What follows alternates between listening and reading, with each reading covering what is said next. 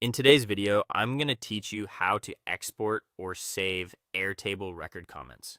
To get started, open the Airtable base that contains the record comments you want to work with. This is important because comments are attached directly to individual records, so you'll need to be in the correct base before doing anything else. If your workspace has several bases with similar names, take a moment to confirm you're in the right one to avoid copying or saving the wrong information. Once you're inside the base, click the record you want to inspect. This will open the expanded record view where you can see more detail than you can from the main table alone. The expanded view makes it much easier to access the full comment history, especially if there are multiple updates or longer conversations attached to that record. Next, look over to the comment section on the right side of the record.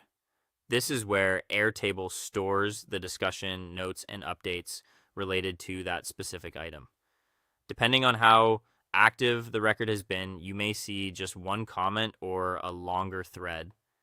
Take your time here so you don't miss anything important. After that, review the comments carefully and confirm which ones you actually need to export or save. This step helps you stay organized and prevents unnecessary copying. If you're collecting comments for documentation, reporting, or sharing with a team, it's helpful to make sure you're only pulling the relevant content. If you only need comments from a small number of records, the simplest method is to copy them manually. Highlight the text of the comments you want, copy them, and prepare to move them into your destination file. This approach is usually the fastest when you're handling just a few records and don't need a more advanced workflow. If you need to extract comments in bulk, then a better option is to use the Airtable API or an automation tool.